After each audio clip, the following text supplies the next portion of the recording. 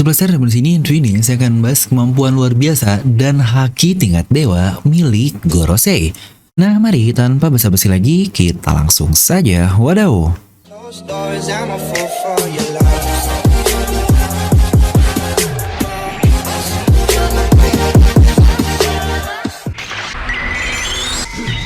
Nah, seperti biasa, sebelum lanjut video ini jangan lupa untuk subscribe dan juga nyalakan bel notifikasinya ya. Karena kalian tidak akan tertinggal informasi menarik seputar One Piece hanya di channel Devil Nomi. Pastikan sebelum kalian komen atau hanya baca judul doang, kalian tonton video sampai habis. Jadi tidak ada informasi yang miss dan juga yang setengah-setengah. Nah, kita tahu cukup banyak karakter misterius dan sangat menarik yang ada di serial One Piece ini. Ya, seperti Kong yang sudah saya bahas di video sebelum ini, lalu juga mengenai Elbaf, Zuko Ors, Imu, dan tentu saja, menurut saya yang paling menarik dan misterius adalah Gorosei ini. Mereka adalah karakter yang sudah dimunculkan paling lama dibandingkan yang lainnya, yaitu pertama kali di chapter 230. Itu pun pada tanggal 10 Juni 2002. Ayo, udah pada lahir belum nih adik-adik yang baca? Ya, baca-baca komentar kalian, ternyata banyak juga ya yang udah ngikutin OP dari bocil sampai akhirnya punya bocil sendiri. Aduh.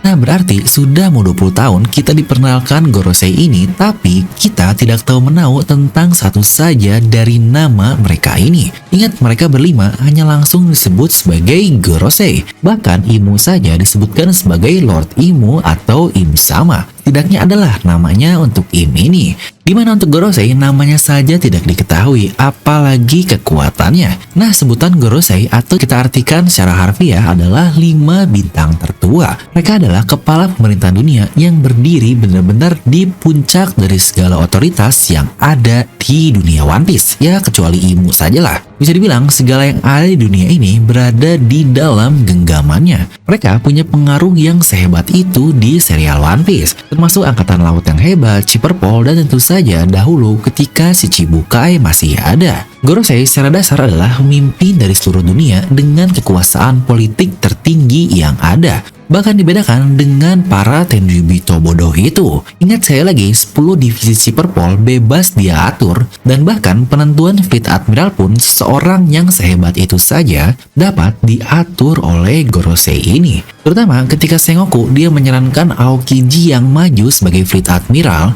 tapi Gorosei lebih suka jika Akainu lah yang menjadi Fleet Admiral selanjutnya, yang mengakibatkan duel luar biasa untuk mencari pemenangnya walaupun dimenangkan oleh si sialan Asuino. Mereka juga punya kemampuan untuk melancarkan serangan seperti Buster Call yang bisa dibilang originalnya memang dari Gorosei ini. Namun beberapa diberi mandat agar melakukannya seperti si Purple dan para admiral. Kemampuan politik yang bahkan bisa menghancurkan satu pulau jika dianggap berbahaya bagi mereka ini. Luar biasa sih kemampuan dari Gorosei ini, semacam gua nuklir loh. Nah, tapi karena kemampuan politik yang seperti tadi, banyak juga yang akhirnya mengira jika kemampuan Gorosei mungkin hanyalah perintah-perintahnya saja. Ya, seperti contohnya dari Spandam. Dia lebih lemah dari tentara normal, tapi dia juga punya otoritas yang sangat tinggi di Sipinan sebagai ketuanya. Dan Gorosei ini pun serupa dengannya menurut kata-kata orang. Tapi dengan Spandam yang masih memiliki atasan, untuk Gorosei ini dia sudah tidak ada siapapun lagi yang ada di atas Gorosei. Ya, setidaknya itulah yang ada di mata dunia karena keberadaan dari Imu yang sangat rahasia sekali. Gak bisa dibilang Gorosei harus bisa melindungi dirinya sendiri. Atau jika kita mau ambil konsep Spandam, Imu lah orang yang lebih cocok di posisi Spandam ini. Nah, tapi yang jadi permasalahan adalah jika Gorosei hanyalah founder seperti Spandam, bukankah akan sangat mudah bagi Angkatan Laut mengambil alih pemerintahan dunia? Tapi lihat, dari kedua Fleet Admiral Sengoku dan Sakazuki, Gorosei selalu yang menjadi decision maker ketika mereka berbicara dengannya. Lihat ketika mereka bertemu, sangat santai sekali bukan para tetua Gorosei ini di depan orang yang sangat hebat seperti Akainu. Orang normal pasti sangat ketakutan di hadapan Akainu ini, tapi mereka benar-benar tidak bergeming dan sangat tenang sekali. Bahkan dia masih bisa mengejek Akainu di sini. Tujuan utama Gorosei adalah untuk menjaga keseimbangan sistem. Hal yang sejujurnya sangatlah lumrah terutama bagi kerajaan-kerajaan yang berada di bawahnya. Mereka butuh alasan agar dapat hidup tenang, transaksi, dan otoritas negeri tetap terjaga. Nah jelas lah ya, salah satu caranya agar orang bersatu di bawah pemerintahan dunia jelas untuk mendapatkan protection atau keamanan. Apalagi dengan dunia yang penuh bajak laut seperti di serial One Piece ini. Sudah lagi seseorang akan mencari angkatan laut demi keamanannya terjaga. Salah satu aspek terpenting manusia adalah keamanan juga bukan? Hingga akhirnya mereka rela membayar biaya pajak dan segalanya ke pemerintahan dunia. Ya seperti di dunia kita. Tapi ada satu contoh nyata ketika seseorang tidak membayar pajak ke pemerintahan dunia, yaitu seperti di kampung halaman dari Shirohige. Kekerasan terjadi dengan sangat bebas di negeri tersebut. Tapi jika kita lihat selama 800 tahun, seharusnya para Gorosei ini tidak peduli sama sekali terhadap rakyat negara-negara lah, tidak peduli terhadap angkatan laut lah, dan tidak peduli juga terhadap para Yonkou dan bajak laut. Mereka tidak pernah muncul pada saat-saat itu, dan saat-saat mereka muncul atau mereka peduli hanyalah ketika mereka merasa terancam atau setidaknya kestabilan dunia mulai tidak dapat terkontrol. Karena terlihat ketika akan terjadi saat-saat dunia ini akan berubah, mereka pasti dimunculkan. Pertama jelas lah ya saat insiden dari Ohara. Mereka merasa sangat terancam hingga akhirnya menyuruh Chipper Paul untuk membusterkal Pulau Ohara. Dan bahkan dari percakapannya dengan Profesor Clover pun kita bisa lihat sebegitu takutnya para Gorosei ini informasi akan menyebar terkait Void Century lah, Ancient Kingdom lah, dan banyak lagi yang sejujurnya pasti akan ada hubungannya dengan Wano Kuni. Tapi ya bahasan lengkap tentang Clover, Wano Kuni, Ancient Kingdom sudah pernah saya bahas di video ini. Ini bisa kalian tonton satu mega teori juga. Lalu beberapa yang lain adalah ketika Luffy mengalahkan Crocodile karena ternyata ada orang yang berani untuk menyerang seorang Shichibukai yaitu bajak laut rendahan seperti Luffy. Dan tidak lama lagi ketika pertemuan antara Shirohige dan juga Shanks, di situ Gorosei lagi-lagi dimunculkan. Dan kita tahu juga adalah ketika di Arc Reverie mereka kembali dimunculkan. Ini benar mereka sangat terancam sekali oleh keberadaan orang-orang seperti Vivi, Kurohige, Luffy, dan Shirahoshi. Karena di sini lagi-lagi bahkan yang muncul harus sampai Im Sama ini. Untuk Vivi dan Shirahoshi memang masih sangat berhubungan sih dengan ramalan di Void Century lah ya, dimana Luffy pun dengan topi jeraminya. Tapi untuk Kurohige memang masih belum ada hubungan dan belum jelas alasannya kenapa Im Sama dia memegang poster dari Kurohige ini. Nah sejujurnya yang sangat aneh bagi saya adalah bahkan pasukan revolusioner tidak ada di dalam list dari Imo ini. Padahal secara terang-terangan kita tahu pasukan revolusioner musuh alami dari pemerintahan dunia karena mereka menyerangnya secara terang-terangan. Dan untuk hal ini memang masih belum jelas.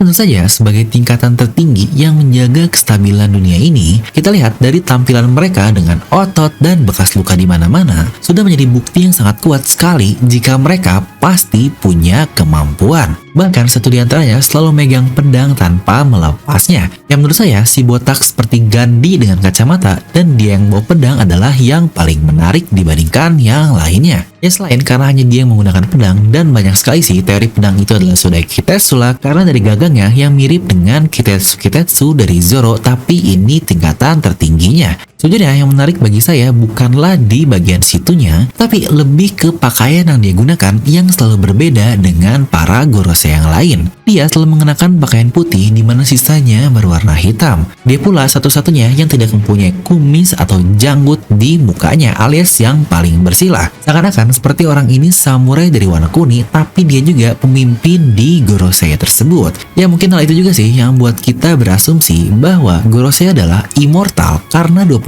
tahun yang lalu saat insiden Ohara mereka seperti tidak berubah sama sekali. Ya walaupun yang dilihatkan hanya siluetnya saja sih. Padahal kita juga tahu bagaimana perubahan umur terjadi di serial One Piece. Ya contohlah Sengoku saja dalam 2 tahun rambutnya sudah memutih dan Garp pun banyaklah contoh lainnya. Tapi bisa saja sebenarnya karena orang-orang ini sudah tua yang memang tidak berubah begitu banyak nih untuk orang yang sudah di usia tertentu. Contohlah Dr. Kureha saat eksekusi Roger dan saat ini tidak ada perbedaan sama sekali. Yang sejujurnya jika kita membahas mengenai apakah Gorosei immortal atau bukan, ini lagi-lagi akan kita bahas di video terpisah. Nah jadi sebenarnya apa sih kemampuan dari Gorosei tersebut? Jika jumlahnya kita tahu ada 5, ini akan menjadi ajang kekuatan dari tiap masing-masingnya. Kita tahu beberapa hal yang cukup lumrah terjadi di One Piece, yaitu haki karena dimiliki oleh semua orang. Lalu juga ada buah iblis, hal unik yang sudah ada sejak awal sekali.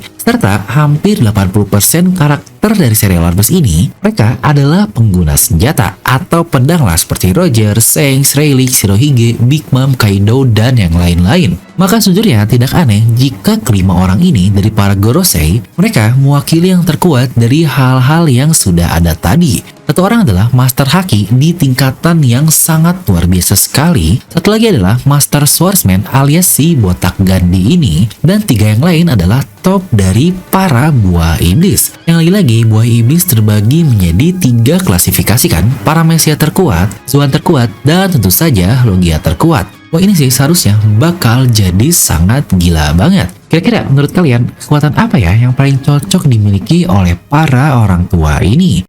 Kalian bisa langsung tuliskan pendapat kalian di kolom komentar di bawah. Dan lagi-lagi buat kalian yang ingin cuan, terutama buat kalian yang tertarik di dunia kripto, dimana jika kalian ingin cuan dan untung seperti ini, yang bahkan masih cukup kecil nih, 300-500%, bahkan bisa sampai puluhan ribu persen, yaitu jelaslah dari kripto. Nah, buat kalian yang pengen punya akunnya dan ingin mendapatkan komisi dari saya juga, jadi kita bagi-bagi komisi lah, atau win-win solution banget. Mendapatkan komisi, kalian juga mendapatkan komisi. Ini benar-benar sesuatu yang saling menguntungkan. Kalian bisa menggunakan kode referral yang ada di sini, atau kalian bisa langsung klik link di deskripsi video ya, dimana ini menggunakan exchange yang bernama Binance, dan ini sudah terkonfirmasi di seluruh dunia atau termasuk exchange yang terbaik lah. Atau jika kalian lebih tertarik kepada saham dan mungkin bosan dengan beli Unilever, Telkom yang Indonesia lagi, mungkin kalian pengen beli Tesla atau mungkin Apple, Google, Microsoft yang lain-lain, kalian juga bisa menggunakan link di deskripsi tersebut untuk membuka broker saham yang bisa membeli saham dari luar negeri. Tentu saja kalian akan mendapatkan gratis saham dan gratis dolar di dalamnya jika menggunakan link yang saya simpan di deskripsi di bawah ya. Intinya tahun baru harus cuan baru dong, anjay. Dan seperti biasa, semoga kalian terhibur dengan video ini. Klik aja kalau kalian suka, dislike aja kalau nggak suka, jangan lupa untuk subscribe dan juga share video teman kalian. Gue Devi Alam pamit, and I'll see you guys next time.